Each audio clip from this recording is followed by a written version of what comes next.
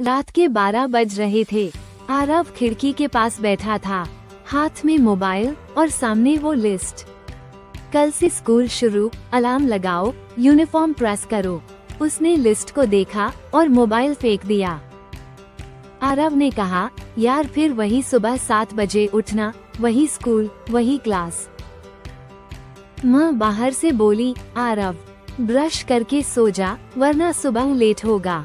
आरव ने धीरे से बड़बड़ाया, काश ये छुट्टियाँ कभी खत्म ही न होती।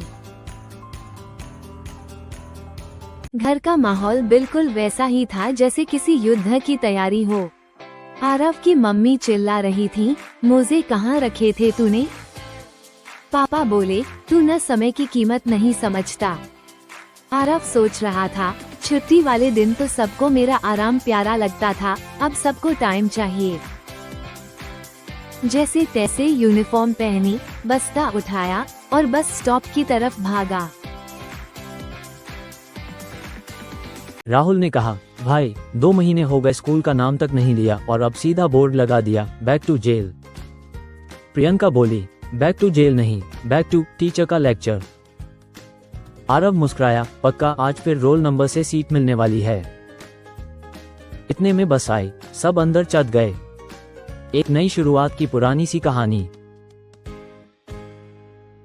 स्कूल के गेट पर पहुंचते ही थोड़ी घबराहट हुई, कहीं फिर से वही बोरिंग असेंबली, वही प्रिंसिपल की स्पीच। पर अंदर कदम रखते ही हंसी आ गई, दीवारों पर नई पेंटिंग, नए नोटिस बोर्ड, वही पुराना चाय वाला काका जो अब भी सबको पहचानता है। बड़े हो गए तुम लोग, उसने मुस्कुराकर कहा। स्कूल बदल गया था थोड़ा, और हम शायद थोड़ा ज्यादा। क्लासरूम में घुसते ही सब कुछ जाना पहचाना लगा। वही पुरानी कुर्सी जो अब भी आवाज करती है, वही खिड़की जिससे बाहर का पेड़ दिखता है, अब थोड़ा और बड़ा हो गया है। टीचर अंदर आई तो सबने छुट्टियों में क्या किया? कोई नहीं बोला। आरव ने धीमे से कहा, थोड़ा खुद को जाना और बाकी मोबाइल पर बर्बाद किया। सब हंस पड़े। जैसे ही घंटी बजी, सबकी जान में जान आई। चलो भाई, लंच टाइम। राहुल ने अपनी माँ के बनाए पराठे निकाले और बोला, छुट्टियों में तो ज़ोमैटो ही लाइफ था, अब फिर से माँ का टिफिन। प्रियंका ने जवाब दिया, और लंच में गॉसिप तो फ्री है ही। सभी ने एक दूसरे के टिफिन चखते हुए कहा, जैसे छुट्टियाँ थी टाइम ऑफ, वैसे लंच टाइम है माइंड ऑफ। आरव की नजर क्लास की पिछली बेंच पर पड़ी। अनन्या, जो पिछले साल ट्रांसफर हो गई थी, फिर से लौट आई थी। उसने आंखों से हल्का सा इशारा किया, हाय। आरव ने जवाब दिया, लौट आई?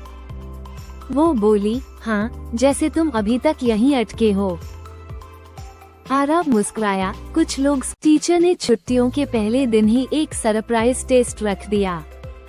राहुल, मैम, इतना तो ब्रेन फ्रीज हो गया है, कल रात आइसक्रीम भी हार गई थी। टीचर, तो अब दिमाग की एक्सरसाइज जरूरी है। सभी लड़खड़ाते हुए पेपर लेने लगे। प्रियंका, इससे अच्छा तो ऑनलाइन क्लास ही थी। और पीछे से आरव की आवाज आई, कम से कम कैमरा बंद कर। लंच के बाद स्कूल का गलियारा शांत था। तभी आरव की मुलाकात हुई अपने पुराने मैथ्स टीचर शर्मा सर से।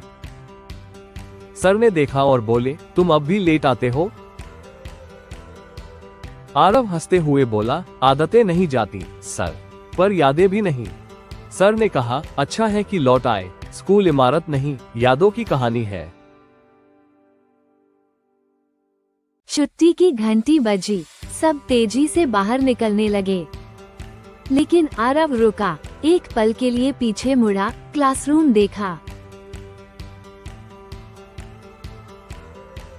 बोला, कभी कभी वही पुराना रास्ता सबसे नया लगता है। फिर धीरे धीरे बाहर की ओर बढ़ा। स्कूल वही था, लोग वही थे, पर एक नयापन सा महसूस हो रहा था। बस में सब शांत थे, कोई सो रहा था, कोई बाहर देख रहा था। आरव ने खिड़की से देखा, सड़कें, पेड़, दुकानें, सब वही थे, पर कुछ अंदर बदल गया था। सोचा, कल फिर वही क्लास, वही टीचर, पर अब बुरा नहीं लगता। शायद मैंने स्कूल को मिस किया था। आवाज आती है, स्कूल सिर्फ पढ़ाई की जगह नहीं होती, ये वो जगह होती है जहां हम गिरते हैं, उठते हैं, दोस्त बनाते हैं और कभी कभी खुद को दोबारा पाते हैं। फिर वही घंटी और वही मुस्कान।